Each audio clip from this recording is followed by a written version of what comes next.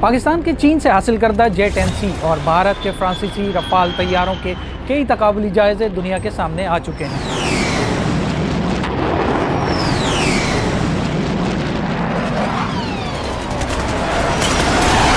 اس میں کوئی شک نہیں کہ رفال دنیا کے بہترین لڑاکا طیاروں میں صف اول کا فائٹر جیٹ ہے، جس کی دنیا میں دھوم مچی رہی، جو اب تبدیل ہو چکی ہے۔ 6 اور 7 مئی کی شب، وقت تھا 12:10۔ بھارت نے رات کی تاریکی میں اپنے 60 سے زائد جیٹ فائٹر Su-30، MiG-29 اور 14 جدید ترین رفال طیاروں کو جارحیت کے لیے فضا میں بلند کیا، لیکن سامنے شاہینوں کی سیسا پلائی ہوئی دیوار دیکھ کر آگے بڑھنے کی جرأت نہ کر سکے۔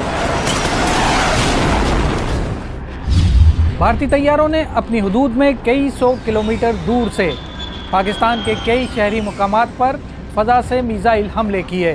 فضا میں مخالف سمت میں پاکستان کے 42 شاہین بھی چوکنا تھے۔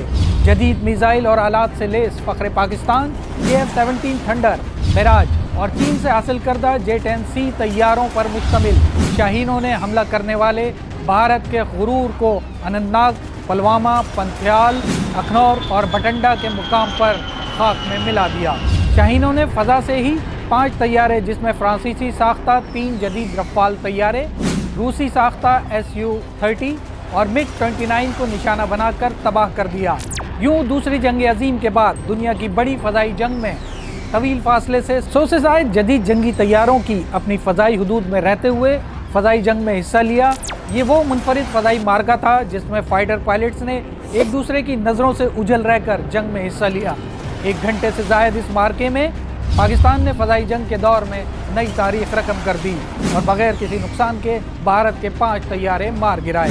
پاکستان اور بھارت کے درمیان محدود جنگ میں معاملہ صرف بھارتی طیاروں کو گرانے کا نہیں، بلکہ جنگ کے دوران جدید اور تیز رفتار ٹیکنالوجی، تباہ کن ہتھیاروں کا درست استعمال، دشمن کا کمیونیکیشن نظام جام کر دینا اور ہدف کو کامیابی سے نشانہ بنانے کی بہترین صلاحیت کا اظہار بھی ہے۔ ماہرین کے مطابق یہ ایک ایسی منفرد فضائی جھڑپ تھی جس کی مثال اس سے پہلے تاریخ میں نہیں ملتی۔ بھارتی طیاروں کو ایک ایسے جال میں پھنسایا گیا جو زمینی ریڈار، فضا میں آوازی طیارے اور خلا میں موجود سیارے کے ذریعے بنا گیا، اور بھارتی طیارے ایک ایک کر کے اس گھات میں پھنستے چلے گئے۔ پاکستان کی مسلح افواج نے اپنی فورسز کے تربیتی معیار پر کبھی سمجھوتہ نہیں کیا۔ الیکٹرو میگنیٹک اسپیکٹرم کا کامیاب اور انتہائی مہارت سے استعمال پاک فضائیہ کی بہترین کارکردگی کو ظاہر کرتا ہے۔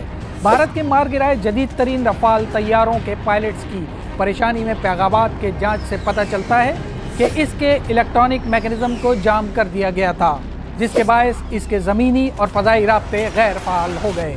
بھارتی طیاروں کا فضا سے زمینی ریڈار اور کنٹرول روم سے رابطہ ہی منقطع نہیں ہوا، بلکہ 7 معاون فائٹر جیٹ سے بھی رابطہ ختم ہو چکا تھا۔